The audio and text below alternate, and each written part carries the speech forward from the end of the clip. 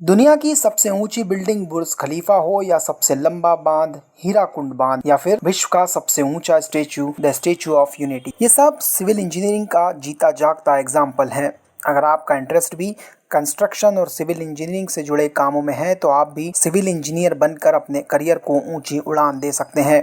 सबसे पहले जानते हैं कि सिविल इंजीनियरिंग होती क्या है। दरअसल इंजीनियरिंग की ही एक ब्रांच है सिविल इंजीनियरिंग, लेकिन ये इंजीनियरिंग से बढ़कर एक आर्ट है, क्योंकि किसी भी मकान, बिल्डिंग, बंगले आदि को बनाना सिर्फ मशीनों का काम नहीं है, बल्कि इसमें काफ़ी दिमाग भी लगता है। सिविल इंजीनियरिंग वो इंजीनियरिंग है जिसमें मकान, बिल्डिंग, बंगले, पुल, बांध आदि के निर्माण का कार्य किया जाता है। इन्हें करने वाले व्यक्ति को सिविल इंजीनियर कहा जाता है। सिविल इंजीनियरिंग के बारे में तो आप जान गए, चलिए बात करते हैं कि सिविल इंजीनियर के काम क्या होते हैं। सिविल इंजीनियर का काम निर्माण कार्य से संबंधित होता है। जैसे उसे कोई बिल्डिंग बनानी है तो उसे उसका डिजाइन बनाना होगा, उसकी सुरक्षा के बारे में प्लान करना होगा, उसमें जमीन के हिसाब से किस तरह का मटेरियल इस्तेमाल किया जाए इस बारे में भी प्लान बनाना होगा। कुल मिलाकर निर्माण कार्य के लिए एक पूरा प्लान तैयार करना पड़ेगा, जिसके निर्देशों का इस्तेमाल करके मजदूर उस बिल्डिंग को बना सके। सिविल इंजीनियर को एक साथ कई पहलुओं पर अपना प्लान तैयार करना होता है और फिर उसे साकार भी करना होता है।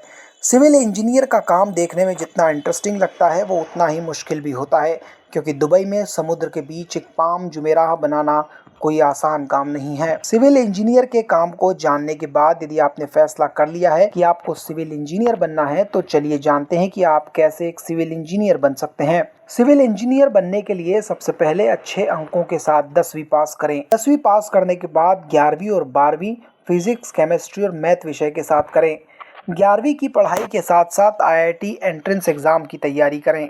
IIT वो एग्जाम है जो आपको देश के टॉप इंजीनियरिंग कॉलेज में एडमिशन दिलाने में मदद करती है। IIT क्या है और IIT में कौन सी परीक्षा होती है, ये जानने के लिए हमारे चैनल पर अपलोड वीडियो ज़रूर देखें, जिसमें IIT एंट्रेंस एग्जाम और IIT इंस्टीट्यूट की पूरी जानकारी दी गई है। एंट्रेंस एग्जाम देने के बाद बैचलर ऑफ इंजीनियरिंग यानी BA या बैचलर ऑफ टेक्नोलॉजी यानी BTech में एडमिशन लें और सिविल ब्रांच का चुनाव करें। सिविल इंजीनियरिंग का 4 साल का कोर्स होता है। इसे पूरा करने के बाद आप किसी कंपनी में या फिर खुद के बिजनेस के लिए सिविल इंजीनियर का काम कर सकते हैं। अब आप सोच रहे होंगे कि सिविल इंजीनियर की सैलरी कितनी होती है। दरअसल सिविल इंजीनियर की सैलरी निर्भर करती है उनके वर्किंग स्किल और अनुभव के आधार पर। जब आप एक फ्रेशर के तौर पर जाते हैं तो हो सकता है कोई कंपनी आपको 20 से 30 हजार रुपए पर मंथ की सैलरी पर रखे, लेकिन कुछ ही सालों के अनुभव के बाद आपकी सैलरी 8 से 10 लाख रुपए सालाना पहुंच जाएगी। सिविल इंजीनियरिंग को लेकर कई लोगों को ये लगता होगा कि इसमें करियर बनाना सही है या नहीं। अगर आप अपने आसपास ही देखें तो आपको पता होगा कि कितनी तेजी से सभी जगह निर्माण कार्य हो रहे हैं।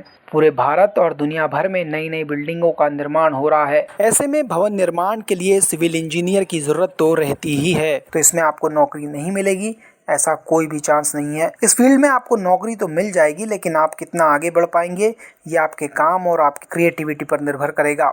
Education desk, India reviews. अपने नॉलेज को बढ़ाने और बेहतर एनालिसिस के लिए इंडिया रिव्यूज को सब्सक्राइब करें और अलग अलग विषयों पर डिटेल में पढ़ने के लिए indiaReviews.com पर विजिट करें।